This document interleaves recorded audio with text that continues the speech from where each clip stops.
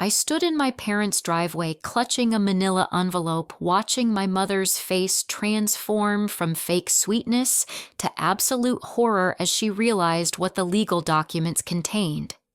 The same woman who couldn't be bothered to attend my wedding 6 months ago because it interfered with her book club meeting was now begging me not to leave. But it was too late. The family meeting they demanded after seeing my success on social media was about to become their worst nightmare, and I held all the cards. 6 months earlier, I was hunched over my laptop in my cramped studio apartment near the University of Colorado campus, triple-checking the guest list for my wedding. The morning light streamed through my single window, illuminating the stack of unpaid bills on my makeshift desk.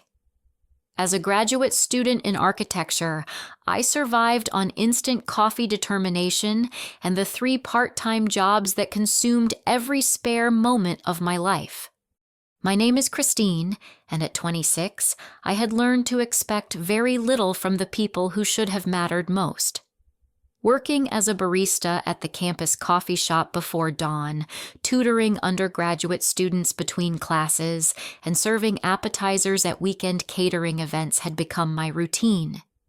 Every dollar I earned went toward rent groceries and saving for the small wedding I had dreamed about since Marcus proposed with his grandmother's ring. Marcus Chen was everything my parents would never understand. A fellow graduate student in aerospace engineering, he possessed the kind of quiet brilliance that revealed itself through actions rather than boasting. While I designed sustainable housing models late into the night, he calculated trajectories for satellite launches. We were both broke, both driven, and completely devoted to building something meaningful together. The excitement bubbled in my chest as I dialed my parents' number, imagining their joy when they heard about our courthouse ceremony planned for the following Saturday. I had chosen a simple but elegant dress from a consignment shop, and my best friend Amy had volunteered to photograph the ceremony. Everything was perfect except for one crucial element: my family's presence. Thompson residence. My mother, Sandra, answered in her practiced telephone voice, the one she reserved for people she considered important enough to impress. "Hi, Mom, it's Christine. I have wonderful news about the wedding next Saturday." The pause stretched long enough for me to wonder if the call had dropped. "Oh, that little courthouse thing you mentioned. Sweetie, your father and I have been discussing this, and we really don't think we can make it.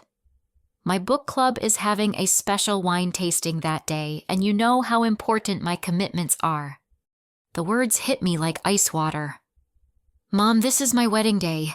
I'm only getting married once." "Well, if you had planned a proper church ceremony with adequate notice, perhaps we could have adjusted our schedules. But this rushed courthouse affair feels so impersonal. Besides, Richard has his golf tournament that morning, and we've already made arrangements." My father's voice echoed in the background, barely audible but dismissive. "Tell her we'll take them out to dinner sometime to celebrate." The casual cruelty of their response left me speechless. This wasn't about scheduling conflicts or proper etiquette. This was about their complete indifference to the most important day of my life. I had spent years making excuses for their behavior, convincing myself they simply expressed love differently. But hearing my mother discuss my wedding with the same enthusiasm she might reserve for a dental appointment shattered every remaining illusion. "I understand," I whispered, though. I understood nothing except that I was utterly alone in this moment of joy. "We'll send a card, dear. Now I really must run. The book club committee is meeting early to prepare for tomorrow's event." The dial tone echoed in my empty apartment as I stared at my wedding dress hanging from the closet door. Marcus found me there an hour later, tears streaming down my face as I contemplated calling off the entire ceremony. "They're not coming," I managed between sobs. My own parents think their book club wine tasting is more important than watching their daughter get married. Marcus wrapped his arms around me, his warmth a stark contrast to the cold rejection I had just experienced. "They're lost completely. You know who will be there, people who actually love and support you. Amy's already planning to arrive early for photos. My parents are driving down from Fort Collins, and Mrs. Rodriguez from next door asked if she could attend because she's never seen you happier than when you talk about our future." Saturday morning arrived gray and overcast, matching my emotional state, despite my determination to focus on joy rather than absence. Amy met me at the courthouse steps with her camera and an enormous smile, determined to document every moment of happiness. Marcus's parents, Patricia and James, embraced me warmly and presented me with a pearl necklace that had belonged to Marcus's grandmother. "Every bride needs something borrowed and something blue," Patricia whispered as she fastened the clasp. "These pearls have witnessed 3 generations of happy marriages in our family." The ceremony itself was beautiful in its simplicity. Judge Martinez spoke eloquently about commitment and partnership, while Amy captured every smile, every tear, every tender glance between Marcus and me. Mrs. Rodriguez dabbed at her eyes with a lace handkerchief and declared it the most romantic wedding she had ever attended. But as we exchanged vows, I couldn't ignore the empty spaces where my parents should have been standing. Their absence felt like a physical weight, a reminder that the people who had raised me considered their social obligations more compelling than their daughter's happiness. The reception was held in Marcus's parents' backyard, strung with lights that Patricia had hung at dawn. Mrs. Rodriguez brought homemade tamales. Amy provided a playlist of our favorite songs, and James gave a toast that made everyone cry with laughter. It should have been perfect except for the notification that chimed on my phone during our first dance. I glanced down to see a social media update from my mother's account, a photograph of her and my father clinking wine glasses with their book club friends, all of them beaming at the camera. The caption read, "Perfect Saturday with our chosen family. Nothing beats good friends and great wine." The timestamp showed the exact moment Marcus and I had been declared husband and wife. The move to Denver after graduation felt like stepping into an entirely different universe. Marcus and I loaded our meager possessions into a rented truck, said goodbye to our college friends, and drove toward downtown Denver where our careers waited. The skyline stretched before us like a promise, each gleaming building representing opportunities we had never dared imagine during our years of surviving on student loans and determination. My internship at Morrison and Associates, one of the city's most prestigious architectural firms, began on a Monday morning that I had circled on my calendar for months. The building itself was a masterpiece of modern design, all glass and steel reaching toward the Colorado sky. Walking through those doors on my first day felt surreal, like I was impersonating someone important enough to work in such a place. David Morrison, the senior partner, was a man whose reputation preceded him throughout the architectural world. His sustainable design projects had transformed communities across the western United States, and his commitment to environmental responsibility aligned perfectly with my own passions. During our first meeting, he examined my portfolio with the kind of attention that made my heart race. "Your senior project on affordable housing integration shows remarkable insight," he said, studying my drawings of a community center that could serve multiple income levels without segregation. "Most young architects focus on aesthetics over social impact. You seem to understand that buildings should serve people, not the other way around." The internship meant 60-hour weeks, but I attacked each project with enthusiasm that surprised even me. While Marcus settled into his position at Rocky Mountain Aerospace, I threw myself into learning everything about commercial design, environmental systems, and the intricate dance between creativity and practicality that defines successful architecture. Our apartment was a tiny one-bedroom in the Capitol Hill neighborhood, furnished with items from thrift stores and furniture Marcus's parents had contributed from their basement. We ate dinner on a card table beside our single window, planning our future over meals of pasta and dreams. The contrast between our modest reality and the million-dollar projects I worked on daily never bothered me. If anything, it motivated me to prove that success could be earned through talent and persistence rather than family connections or inherited wealth. My old Honda Civic, inherited from my grandmother 3 years earlier, became a symbol of our financial struggles. The car broke down with impressive regularity, usually at the most inconvenient moments possible. I learned to carry jumper cables, a toolbox, and the phone number of every affordable mechanic in Denver. Marcus joked that I was developing automotive expertise that could serve as a backup career, but the constant repairs drained our already tight budget. The silence from my parents continued through those early months in Denver. No congratulations calls about our new jobs, no curiosity about our married life, no acknowledgement that I existed unless they needed something. When my birthday passed without even a text message, I realized they had truly written me off as unimportant to their lives. Marcus suggested we block their numbers and move forward without looking back.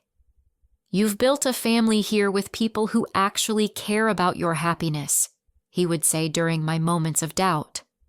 "Why keep hoping for something they've already proven they're incapable of giving?"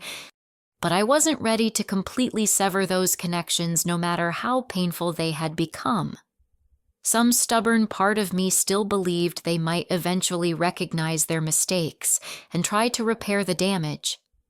I continued sending holiday cards and occasional updates about my career progress, receiving nothing in return except silence that grew more deafening with each passing month. My breakthrough came during my 4th month at Morrison & Associates. The firm had been selected to design a sustainable housing development on the outskirts of Denver, and David assigned me to lead the preliminary research phase. The project involved creating affordable homes that would meet the highest environmental standards while remaining accessible to working families. I spent weeks visiting similar communities, interviewing residents, and studying the intersection of economic necessity and environmental responsibility. My proposal centered on a community design that would generate its own renewable energy while providing shared spaces that fostered neighborhood connections. Solar panels, rainwater collection systems, and community gardens would reduce living costs while creating a sense of shared purpose among residents. David's reaction to my presentation exceeded every expectation I had harbored. "This is exactly the kind of innovative thinking our industry needs," he said, studying my detailed plans and cost projections. "You've managed to solve problems that have stumped architects with decades more experience." The State Architectural Review Board agreed, awarding my design the Young Professional Excellence Award at their annual conference.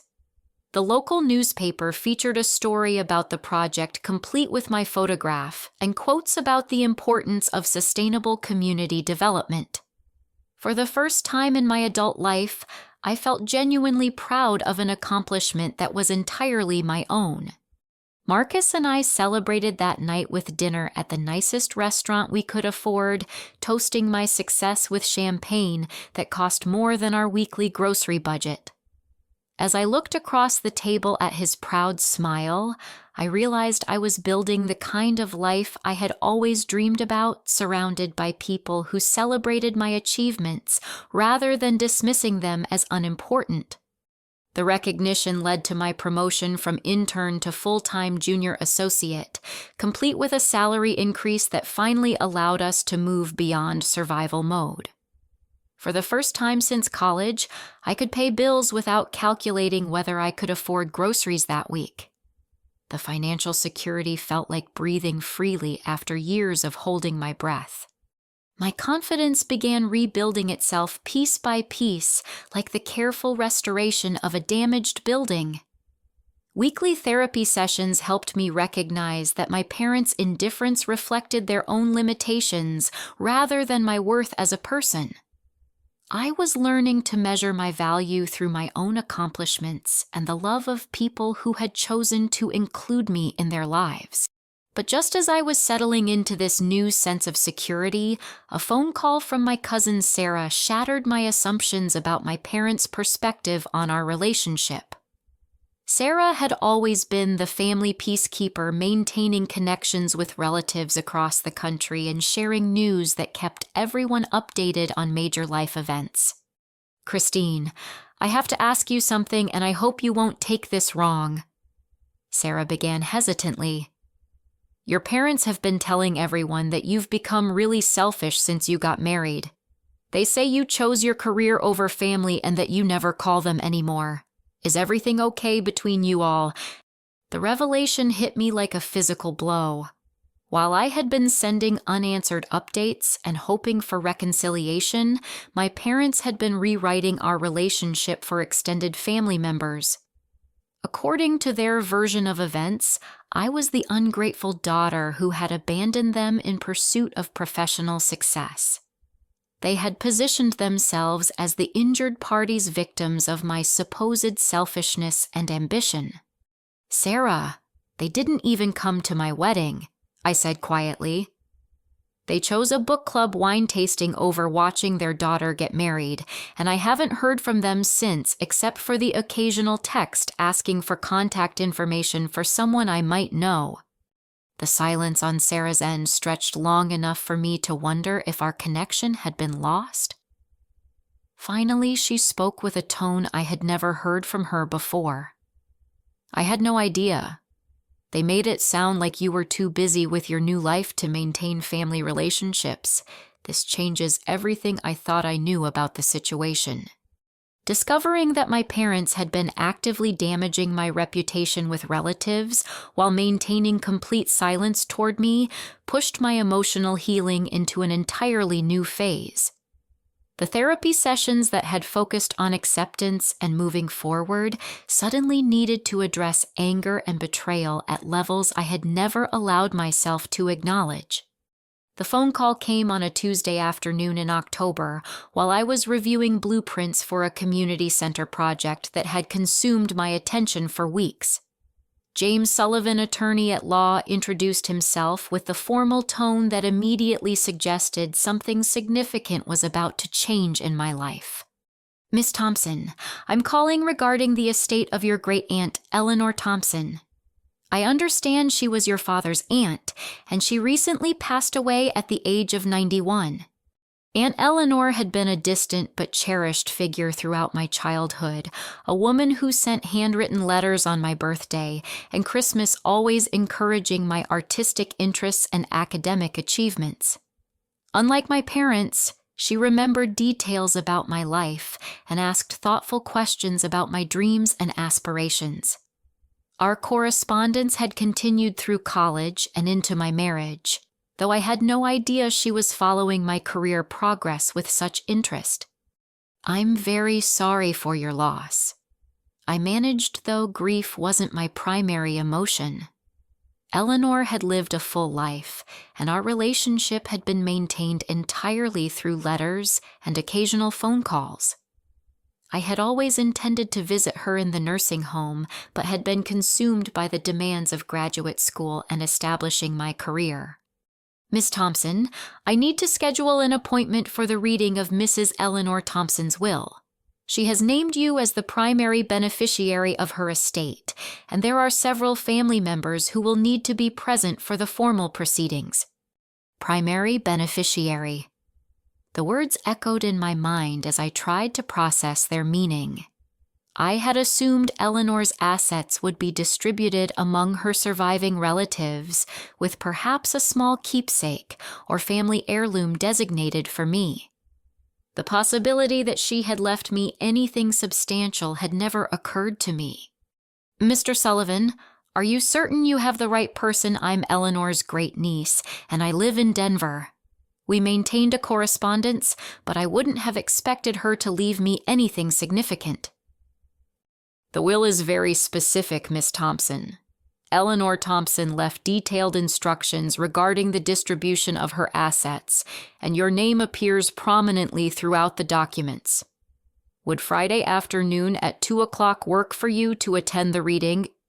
The law office occupied the top floor of a historic building in downtown Boulder, where Eleanor had lived for the past 15 years before moving to the nursing home.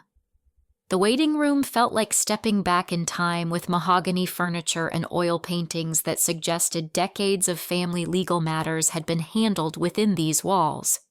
My parents arrived precisely at 2 o'clock, dressed in their most formal attire and wearing expressions of solemn grief that seemed calculated for maximum effect.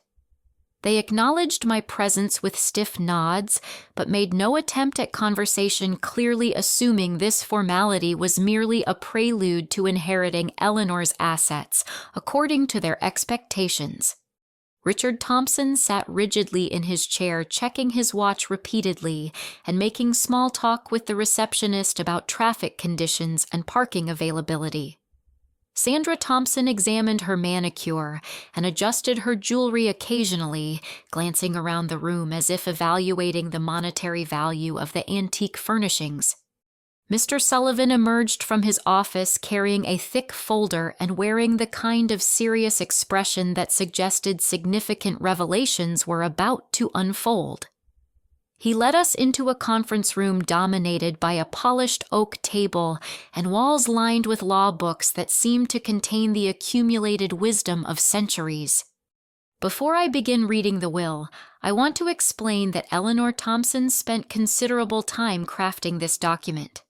She consulted with me extensively over the past 2 years, making revisions and additions to ensure her wishes were expressed with absolute clarity. The formal language of legal documents filled the next several minutes, establishing Eleanor's mental competency and legal authority to distribute her assets according to her chosen preferences. I found my attention drifting until Mr. Sullivan reached the section that would change everything. To my great niece, Christine Thompson, who has brightened my later years with her thoughtful letters and genuine interest in an old woman's stories, I leave my house at 1247 Maple Street in Boulder, my investment portfolio managed by Daniels Financial Services, and my savings accounts at First National Bank. Christine has shown the kind of character and determination that I admire, and I trust she will use these resources wisely. The silence in the room felt suffocating as the implications of Eleanor's decision settled over my parents like a heavy blanket. I stared at Mr. Sullivan, certain I had misunderstood something fundamental about the legal proceedings taking place. Mr. Sullivan, could you please clarify the total value of the assets you just described? He consulted his notes before responding with professional precision. The house is valued at approximately $170,000. The investment portfolio contains assets worth $65,000, and the savings accounts total $15,000. The complete estate, including personal property and a small life insurance policy, amounts to approximately $250,000. My mother's sharp intake of breath was audible across the conference room. My father's face transformed through a spectrum of emotions, from confusion to disbelief to barely contained rage. The fortune they had assumed would supplement their comfortable retirement had been awarded to the daughter they had systematically ignored for years. "This is absolutely unacceptable," Richard declared, his voice rising with indignation. Eleanor was clearly influenced by someone who took advantage of her advanced age and declining mental faculties. Christine barely knew her while we maintained regular contact and provided emotional support during her final years. Mr. Sullivan's response was delivered with the calm authority of someone who had anticipated this exact reaction. "Mr. Thompson, I can assure you that your aunt was mentally sharp until the very end of her life. She specifically mentioned that she was leaving her assets to Christine because she was the only family member who maintained consistent communication with her over the years. Eleanor kept every letter Christine had written, and she spoke frequently about her pride in Christine's academic and professional achievements. The revelation that Eleanor had preserved our correspondence touched me more deeply than the financial inheritance itself. While my parents had assumed she was simply an elderly relative to be visited occasionally out of duty, she had been following my life with genuine interest and affection. Sandra's attempt at damage control began immediately. Of course, we're happy that Eleanor thought so highly of Christine, but surely she intended for the family to share these resources appropriately. Christine is young and just starting her career, while we have extensive experience managing investments and property. Mrs. Thompson, the will contains very specific language about the distribution of assets. Eleanor was particularly clear that these resources should go to someone who would appreciate them, rather than simply adding them to an existing financial portfolio. The meeting concluded with my parents demanding copies of all legal documents and threatening to challenge Eleanor's mental competency during the period when she revised her will. Mr. Sullivan provided them with the required paperwork, while assuring me privately that Eleanor's wishes were legally sound and virtually impossible to contest. Walking to my car afterward, I felt overwhelmed by emotions I couldn't even identify. The financial security Eleanor had provided would change my life in ways I was only beginning to comprehend, but the knowledge that she had been watching my struggles and achievements with such care meant more than any monetary inheritance. The subsequent legal challenge lasted 3 months, during which my parents hired an attorney and attempted to prove that Eleanor had been manipulated or coerced into changing her will. Their efforts failed completely when Mr. Sullivan produced evidence of Eleanor's careful planning, including detailed notes about her decision-making process and her explicit desire to reward the family member who had shown genuine interest in her welfare. During those months of legal uncertainty, I continued working and living modestly while the inheritance remained tied up in probate court. Marcus and I discussed the possibilities the money would create, but we agreed to make no major changes until the legal matters were completely resolved. When the inheritance was finally released, I used the first portion to pay off our student loans completely. The relief of eliminating that monthly debt burden felt like removing a weight I had carried for so long that I had forgotten what financial freedom felt like. Rather than purchasing luxury items or upgrading our lifestyle dramatically, I invested the majority of Eleanor's gift in a diversified portfolio of technology stocks that Marcus had researched through his aerospace industry connections.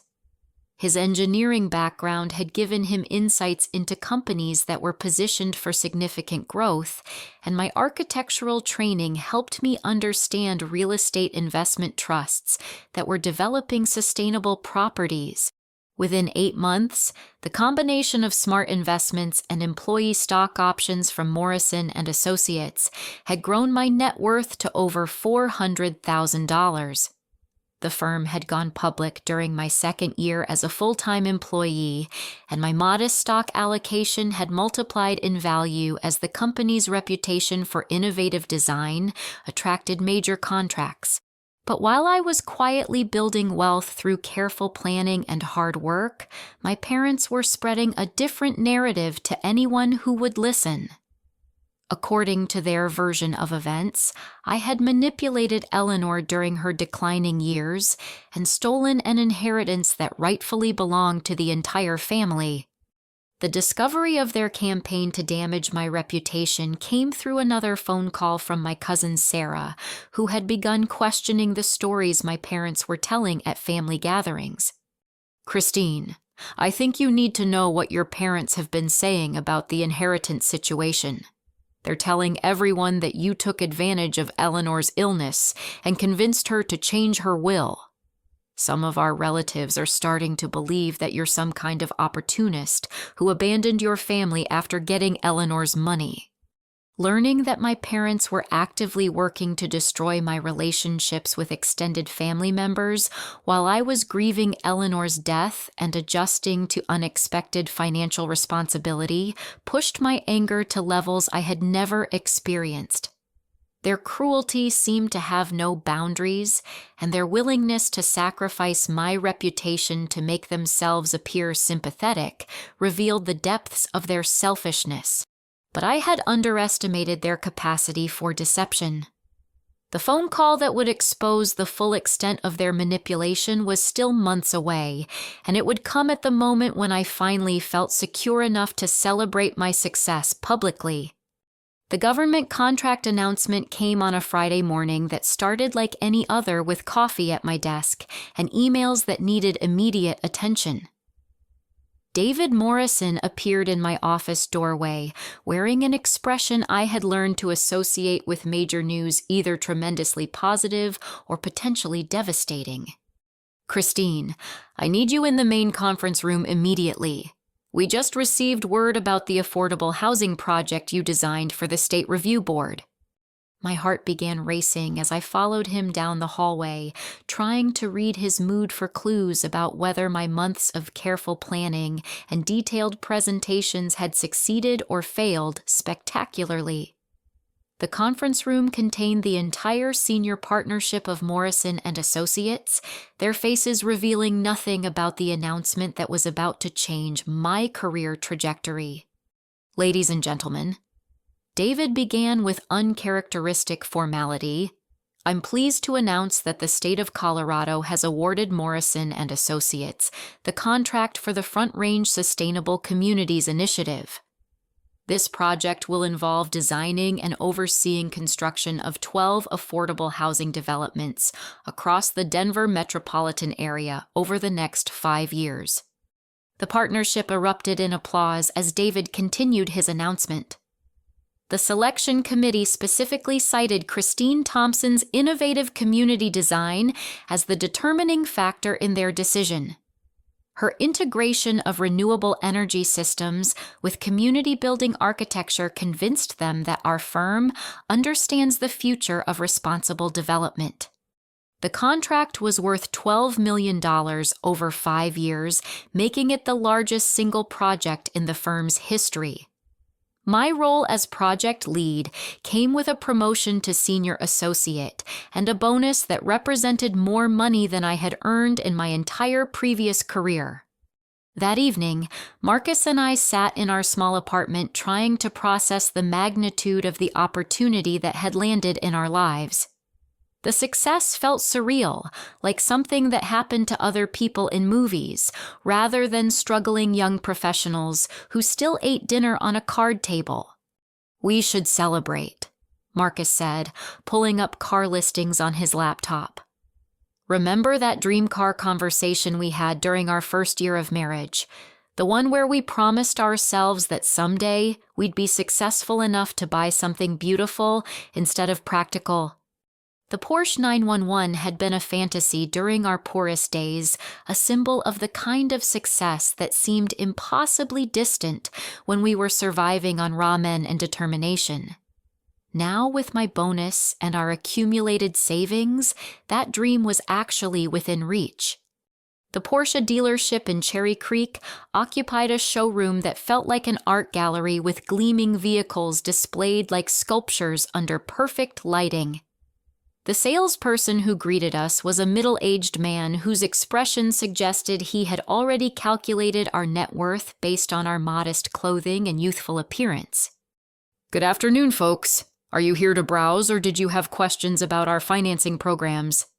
His condescending tone immediately set me on edge, but Marcus squeezed my hand in a gesture that reminded me to remain calm. We had learned through years of financial struggle that people often made assumptions about young couples that had nothing to do with reality. "We're interested in purchasing a 911, I said, simply watching his expression shift from dismissive to cautiously interested. "Certainly. Did you have a particular model year in mind?" We have several certified pre-owned vehicles that might fit a starter budget. The assumption that we could only afford used cars revealed his complete misunderstanding of our situation. Marcus stepped forward with the kind of quiet confidence that I found irresistible, his engineering background evident in the technical questions he began asking about engine specifications and performance capabilities. Actually, we're interested in a new vehicle with custom specifications. My wife has some very particular preferences about color and interior options. The salesperson's demeanor transformed completely when I produced my checkbook and calmly wrote out a check for the full purchase price of the midnight blue 911 with tan leather interior that had caught my attention. His obsequious apologies for his initial assumptions were almost as satisfying as the moment I signed the title documents. Amy, my photographer friend from college, met us at the dealership the following weekend to capture the moment I took delivery of my dream car. Her artistic eye found angles and lighting that made the Porsche look like something from a luxury magazine, and her excitement about my success was infectious. "Christine, you need to document this moment." She insisted, positioning me beside the car with Denver's skyline visible in the background. "This represents everything you've accomplished through your own hard work and talent." The Instagram post was simple and understated, featuring just one photograph of me leaning against the Porsche with a genuine smile that reflected years of struggle finally rewarded. The caption read, "Dreams do come true when you work for them." No bragging, no detailed explanation, just acknowledgement that persistence and determination had led to this moment of celebration. The response from friends and colleagues was overwhelming, with hundreds of supportive comments celebrating my success and expressing admiration for my professional achievements. Former classmates shared their own career milestones, creating a thread of mutual encouragement that reminded me why social media could be a positive force when used thoughtfully. But hidden among those genuine congratulations was activity I couldn't see. My mother had been monitoring my social media accounts through a fake profile for months, watching my career progress with the kind of attention she had never shown when I was struggling to pay for textbooks and groceries. The phone call came on a Tuesday evening while Marcus and I were cooking dinner together, enjoying the kind of domestic tranquility that had replaced the financial stress of our early marriage. Sandra's voice on the phone carried an artificial warmth that immediately put me on guard. "Christine, sweetheart, it's your mother. I hope you're doing well." The endearment felt jarring coming from someone who had barely spoken to me in over a year. "Hello, Mom. This is unexpected. I've been thinking so much about our family lately, especially since Eleanor passed away. Death has a way of putting things in perspective, doesn't it? I realize we've let too much time pass without really talking." Her sudden interest in family relationships seemed suspiciously timed, but I found myself hoping that perhaps Eleanor's death had indeed prompted some genuine reflection about the importance of family connections. "I saw your lovely post about your new car." She continued, her tone shifting to something that sounded almost calculating. "You must be doing very well in your career. Your father and I are so proud of your success." The pride she claimed to feel had been notably absent during my years of struggle when encouragement and support would have meant everything to me. Hearing her express it now in direct response to visible evidence of my financial success felt hollow and manipulative. "We really need to have a proper family discussion about everything that's happened over the past few years. There have been misunderstandings and hurt feelings that we should address like mature adults. Would you be willing to come home this weekend for a family meeting? It's long overdue." Something in her tone suggested this request was less about reconciliation than about agenda items she wanted to discuss. The urgency felt manufactured, designed to pressure me into agreeing before I had time to consider my options carefully. "Mom, what exactly do you want to discuss? We haven't spoken in months and suddenly you need an emergency family meeting." "Oh, it's not an emergency, sweetheart. We just think it's important to clear the air and move forward as a family. You know how much family means to us, and we hate that there's been this distance between us." The irony of her claiming to value family while having ignored my existence for the better part of a year was not lost on me. But some stubborn part of me still hoped that perhaps they had genuinely recognized their mistakes and wanted to repair our relationship. "I'll need to check with Marcus about our weekend plans, but I suppose I could drive up on Saturday afternoon." "Wonderful. Let's say 2:00. This is going to be so good for all of us, Christine. Family is the most important thing in the world." After hanging up, I sat in our kitchen trying to process the conversation and the conflicting emotions it had triggered. Marcus listened to my recap with growing concern, his protective instincts clearly activated by the suspicious timing of my parents' sudden interest in reconciliation. "They ignored you for months and suddenly they want a family meeting right after you post about your success. That seems like an awfully convenient coincidence." My therapist agreed with Marcus's assessment during our session that week, encouraging me to prepare for the possibility that my parents' motivations were not entirely pure. She suggested I consider what boundaries I wanted to establish and what outcomes I hoped to achieve from the meeting. But nothing could have prepared me for the discovery I would make during that week of preparation. My cousin Sarah called Thursday evening with information that would forever change my understanding of my parents' character and intentions. "Christine, I need to tell you something that I probably should have mentioned months ago. Your parents have been much more active on social media than you realize.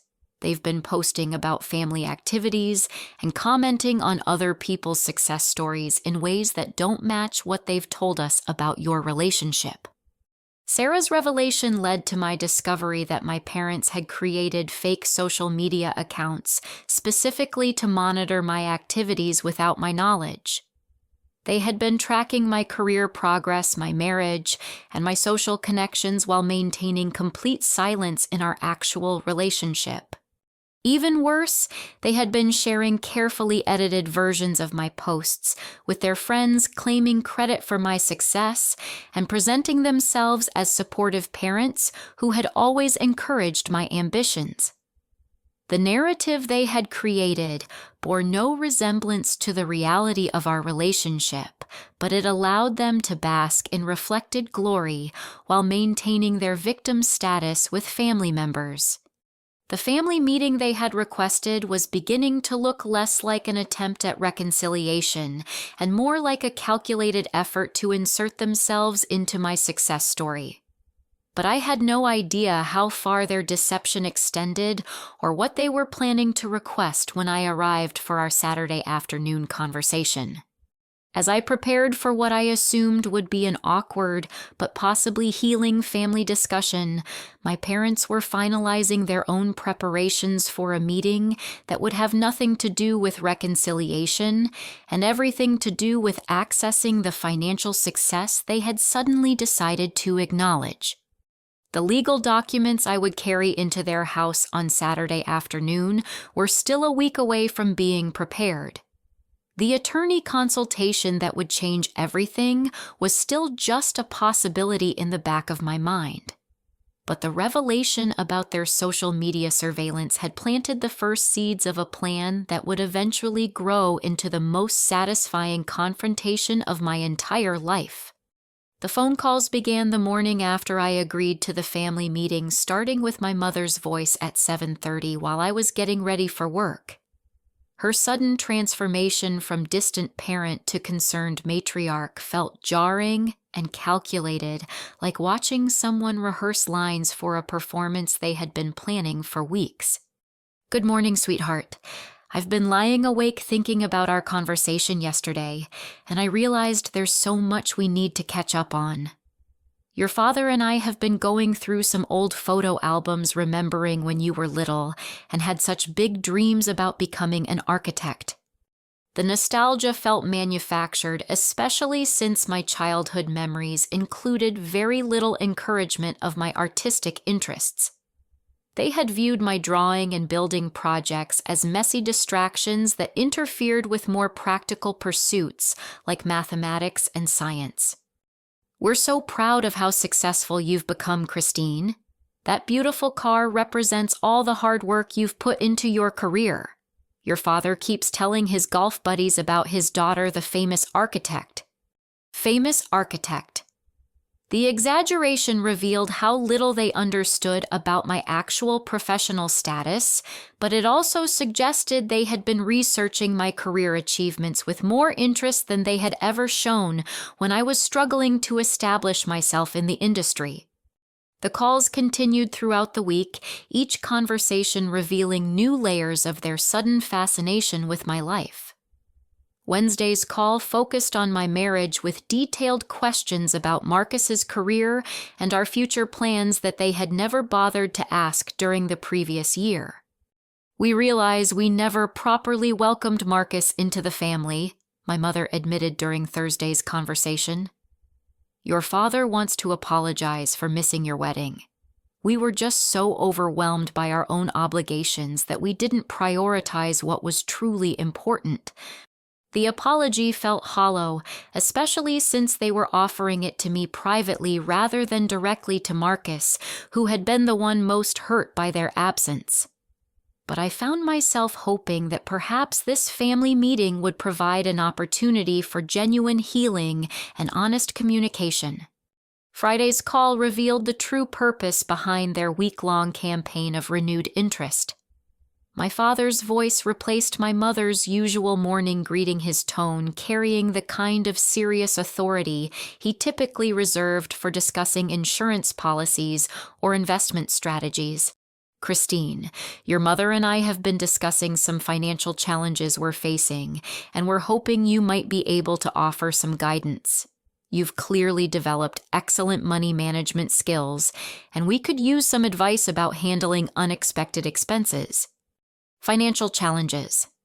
The phrase seemed suspicious coming from people who had never discussed money problems during my childhood, when their comfortable middle-class lifestyle had seemed secure and well-established. My father's successful insurance career and my mother's part-time work at the local library had always provided adequate income for their modest needs. What kind of financial challenges, Dad? Well, we'll discuss all the details on Saturday. Let's just say that getting older brings expenses we never anticipated when we were younger. Medical bills, home maintenance, that sort of thing. Nothing we can't handle, but it would be helpful to get perspective from someone with your business expertise. The conversation ended with promises of full disclosure during our family meeting, but I couldn't shake the feeling that important information was being withheld.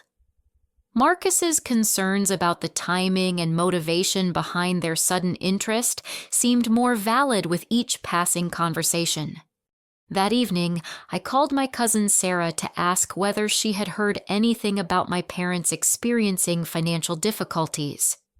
Her response provided the first clear evidence that their claims about money problems were completely fabricated.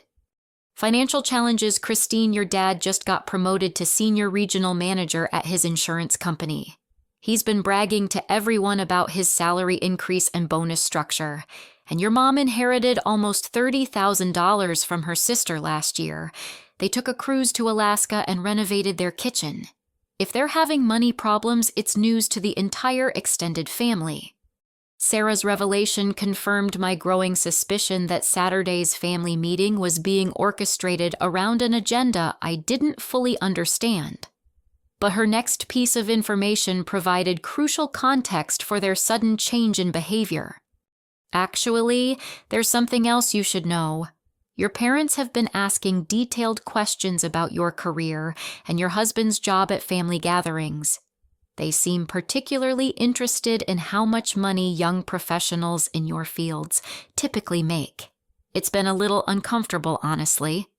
Marcus's reaction to this information was immediate and decisive.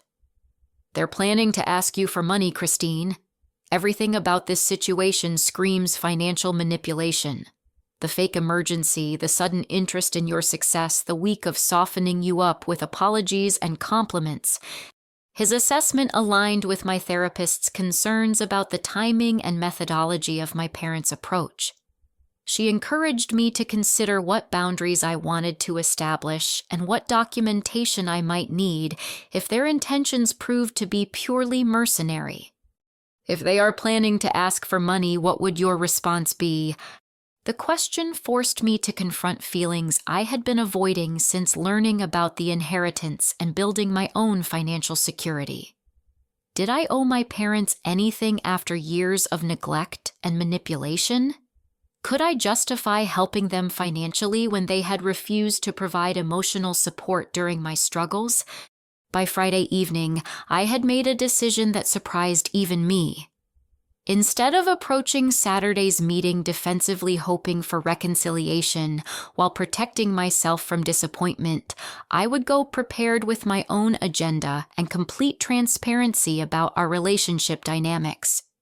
The attorney consultation took place Friday afternoon in James Sullivan's office, where I explained the pattern of my parents' behavior and my suspicions about their motivations. His advice was both practical and emotionally validating. "Based on what you've described, I recommend preparing documentation that protects you from future harassment and manipulation. If they are planning to ask for money, you want to be prepared with legal boundaries that prevent this kind of behavior from continuing indefinitely."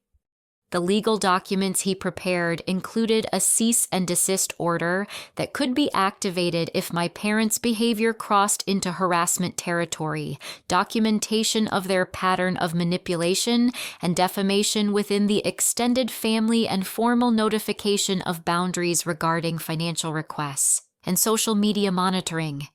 Saturday morning arrived gray and cold, matching my emotional state, as I prepared for what I suspected would be the final conversation with my parents. Marcus offered to accompany me for support, but I needed to handle this confrontation alone, armed with legal protection and emotional clarity that had taken months to develop. The manila envelope containing the legal documents felt heavy in my hands as I drove toward the house where I had grown up, knowing that the naive daughter who had once desperately sought their approval was about to be replaced by someone who understood the difference between family and people who happened to share DNA. But I still had no idea about the extent of their deception or the shocking revelation that would emerge when their carefully rehearsed performance collided with evidence of their true financial situation and their assumptions about my willingness to subsidize their lifestyle. The confrontation that would define our relationship permanently was about to begin, and for the first time in my adult life, I held all the power in a dynamic that had always favored their manipulation and my desperate need for acceptance. The house looked exactly the same as it had during my childhood, with the same beige siding and carefully maintained landscaping that reflected my mother's obsession with neighborhood appearances.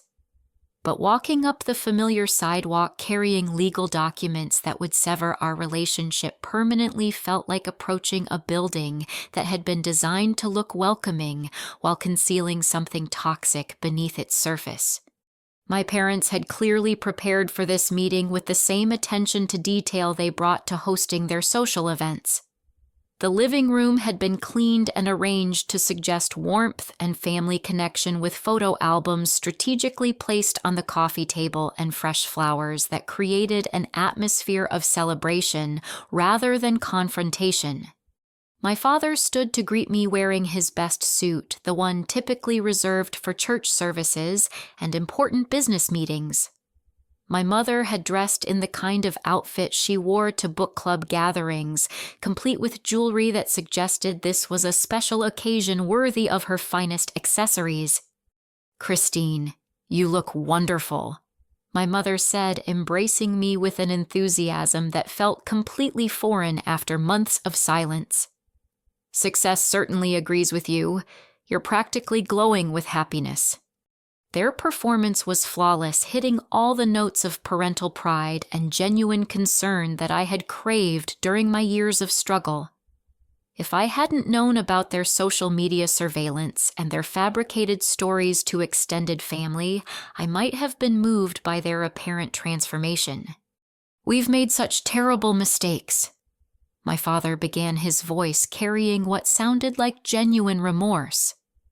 "Your mother and I have been doing a lot of soul-searching since Eleanor's death, and we realize we failed you during some of the most important moments of your life." The apology continued for several minutes, covering their absence from my wedding, their lack of support during my career struggles, and their failure to acknowledge my achievements until they became impossible to ignore. Every word felt carefully chosen to maximize emotional impact and minimize their responsibility for the damage they had caused. We were so focused on our own comfortable routine that we missed watching our daughter become an incredible woman. My mother added, dabbing at her eyes with a tissue that seemed to have been placed within easy reach for this exact moment. "Can you ever forgive us?" Their contrition would have been compelling if I hadn't spent the previous week learning about their deception and manipulation. But I had come prepared for this performance, and I was curious to see how far they would take it before revealing their true agenda. "I appreciate the apology," I said carefully. "It means a lot to hear you acknowledge that mistakes were made, but I'm curious about what prompted this sudden change in perspective."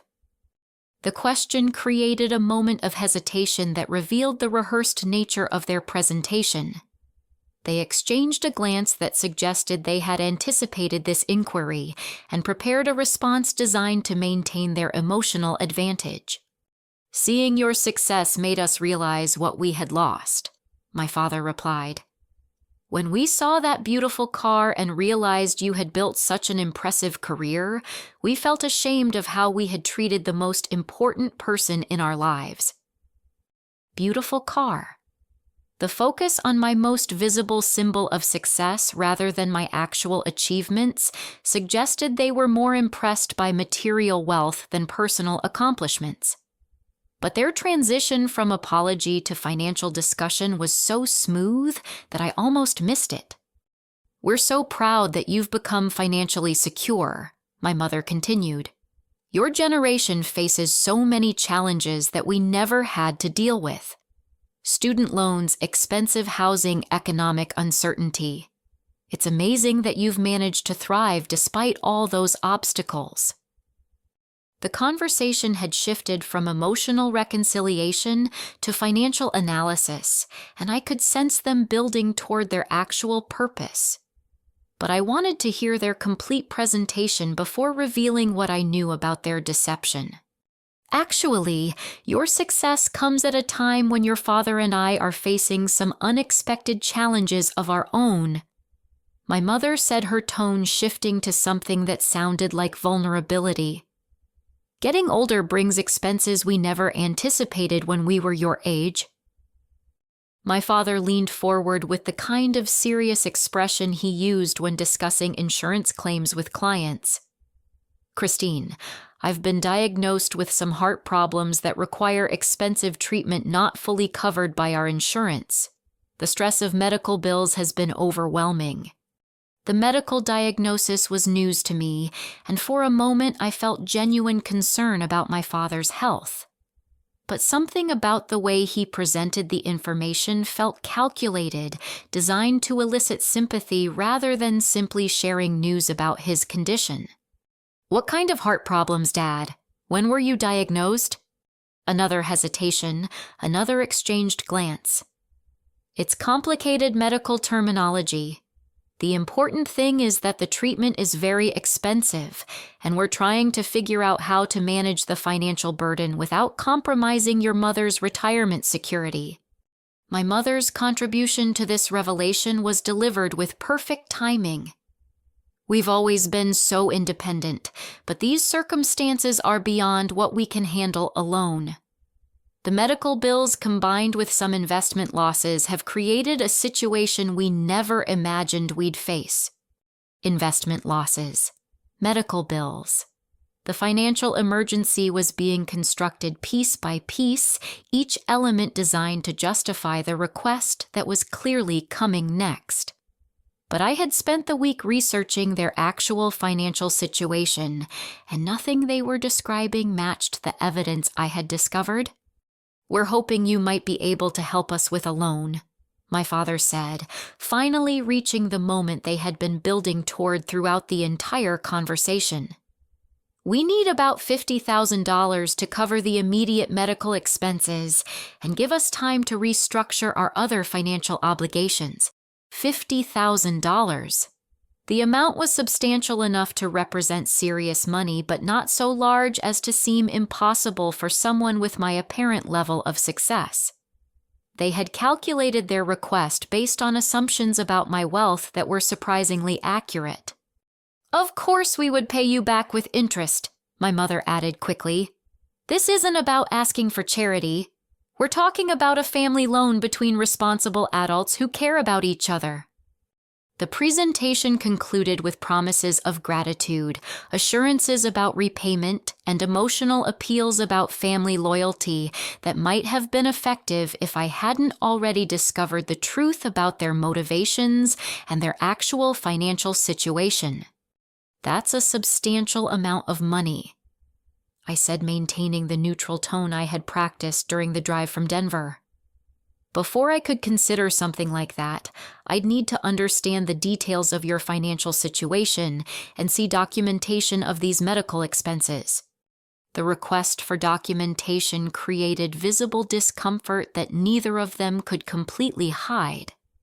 My father's confidence wavered as he realized I was approaching their request with the kind of business-like analysis they hadn't anticipated. "Christine, we're your parents," my mother said, her tone shifting toward indignation. "Surely you don't need to see financial statements and medical records to help your family during a crisis." But I had come prepared with my own documentation, and the time for their performance was over. I opened the manila envelope and spread the contents across their coffee table, watching their expressions transform from confident manipulation to shocked recognition of how thoroughly I had researched their deception. The first document was a printout of my father's recent promotion announcement from his company's website, complete with details about his new salary and bonus structure. The second was a bank statement I had obtained through legal discovery, showing their comfortable financial position and recent large purchases. According to this information, Dad received a promotion and significant salary increase 6 months ago. Mom inherited $30,000 from her sister last year. Your social media posts show a recent cruise vacation and kitchen renovation. Where exactly is the financial emergency you're describing? The silence that followed felt like the collapse of an elaborate stage set that had been constructed to hide the reality of what was taking place. Their carefully rehearsed performance crumbled as evidence of their comfortable lifestyle made their claims about financial crisis impossible to maintain. "Christine, we can explain those things," my father began, but his voice lacked the conviction that had characterized his earlier statements. "Please do," I replied, producing the final piece of documentation that would end their deception permanently. "But first, I think you should know that I've discovered your fake social media accounts and your campaign to spread lies about me to our extended family." The accusation hit them with the force of complete exposure. They had assumed their surveillance and manipulation had remained hidden, allowing them to maintain plausible deniability about their motivations and behavior. "We also need to discuss the fact that you've been telling people I'm selfish and greedy while simultaneously monitoring my success through fake accounts and planning to ask me for money. The hypocrisy is remarkable even by your standards." My mother's attempt at damage control was immediate, but ineffective. "We never said anything unkind about you to family members. If there were misunderstandings, they weren't intentional. Actually, I have recordings of conversations with family members who can verify exactly what you've been saying about me. Would you like me to play them, or are you ready to have an honest conversation about what you really want? The recordings didn't exist, but their reaction to the possibility revealed their complete understanding of how extensively they had been spreading lies about our relationship and my character. The final revelation came when I produced evidence that they had already borrowed money against their expected inheritance from me using credit cards and personal loans to finance luxury purchases based on their assumption that I would agree to support them financially. "You've already spent money you expected me to give you," I said, spreading credit card statements across the table. "The financial emergency you're describing is entirely self-created through your greed and your assumption that you could manipulate me into paying for your irresponsible spending." The confrontation had reached the moment I had been preparing for throughout the entire week of legal consultation and emotional preparation. It was time to end their manipulation permanently and establish boundaries that would protect me from any future attempts at exploitation. The legal documents I placed on their coffee table represented months of careful planning and professional consultation, but they also symbolized something far more significant the moment I finally chose my own well-being over their approval.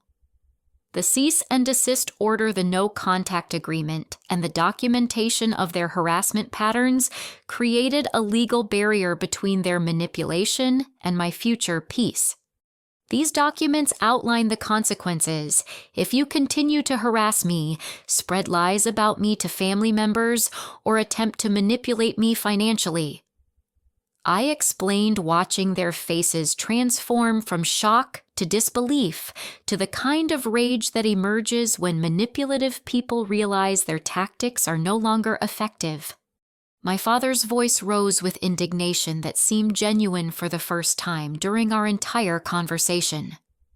"You would actually choose money over family after everything we've done for you throughout your life?" The irony of his accusation was breathtaking. They had ignored me completely until they discovered evidence of my financial success, and now they were claiming that my refusal to subsidize their lifestyle represented choosing money over family relationships. "Dad, you contacted me for the first time in months specifically to ask for money. You've been monitoring my social media through fake accounts while telling relatives that I'm selfish and ungrateful. Everything about this relationship has been about money, but the calculation has been entirely yours." My mother's tears appeared on cue, but they failed to trigger the automatic guilt response that had controlled my behavior throughout my childhood. Months of therapy and the support of people who actually cared about my well-being had immunized me against manipulation tactics that had once been devastatingly effective. "Christine, we're your parents. Doesn't that mean anything to you anymore?" Being my parents meant something when I was struggling to pay for textbooks, and you couldn't be bothered to ask how I was doing. It meant something when I graduated with honors, and you missed the ceremony because it conflicted with your social calendar. It meant something when I got married and you chose a book club wine tasting over your daughter's wedding. The catalog of their neglect laid out chronologically revealed a pattern they could no longer deny or explain away with convenient excuses about busy schedules or misunderstandings. "You never cared about me until you realized I had become successful without your help. Now you want to pretend that family relationships matter to you, but only as a means to access my financial resources. That's not family. That's exploitation." The attorney consultation I had arranged for this moment took place via speakerphone with James Sullivan, serving as a witness to their acknowledgement of the legal documents and their agreement to abide by the no-contact terms I had established. "Mr. and Mrs. Thompson, do you understand that any further harassment of your daughter, any attempts to damage her reputation with family members, or any violations of the boundaries she has established will result in legal action?" Their signatures on the documents felt like the formal conclusion of a relationship that had been emotionally over for years. But the true satisfaction came from the knowledge that I was finally free to build relationships based on mutual respect, rather than manipulation and conditional approval. The drive back to Denver took me through mountain highways that I had traveled countless times during my college years, but this journey felt different. Instead of returning to my parents' house carrying disappointment and false hope, I was driving toward a life filled with people who celebrated my success rather than trying to exploit it. Marcus was waiting in our apartment with dinner prepared and champagne chilled, having spent the day researching vacation destinations for the celebration trip we had postponed until my family situation was completely resolved. His pride in my strength during the confrontation was evident in every gesture of support and encouragement. How does it feel to be completely free from their manipulation? The question required consideration because the emotions were more complex than simple relief or satisfaction. Grief for the parents I had always hoped they might become mixed with profound peace about accepting the reality of who they actually were. It feels like I can finally stop hoping for something that was never going to happen. They're never going to be the supportive parents I wanted, but I don't need their approval anymore. I have everything I need right here. The following weeks brought confirmation that my decision had been absolutely correct. My cousin Sarah reported that my parents had immediately begun spreading new lies about our confrontation, claiming I had threatened them with legal action over minor family disagreements. But this time, their manipulation backfired as other family members began questioning their version of events. Honestly, Christine, their behavior has been so erratic lately that people are starting to wonder what's really going on. Your Aunt Michelle said they've been asking for money from several relatives, always with some emergency excuse that doesn't quite add up. The revelation that their manipulation extended beyond our relationship to include other family members provided additional validation for my decision to establish legal boundaries.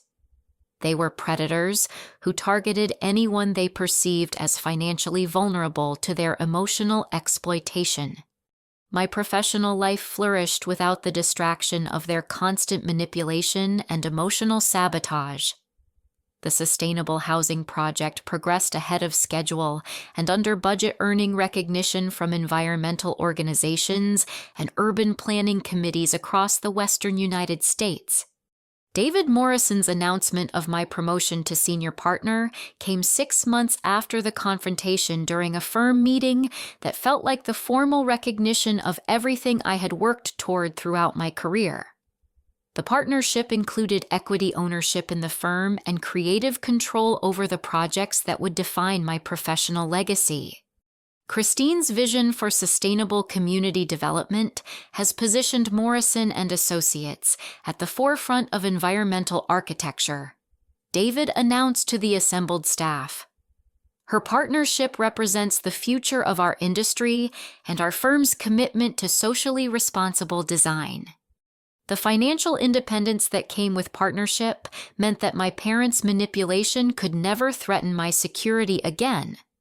But more importantly, the emotional independence I had developed meant that their approval or disapproval had become completely irrelevant to my sense of self-worth.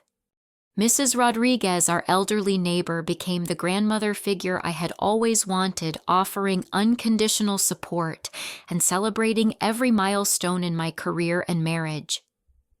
Amy's friendship deepened as she documented my professional achievements and personal growth through photography that captured moments of genuine happiness.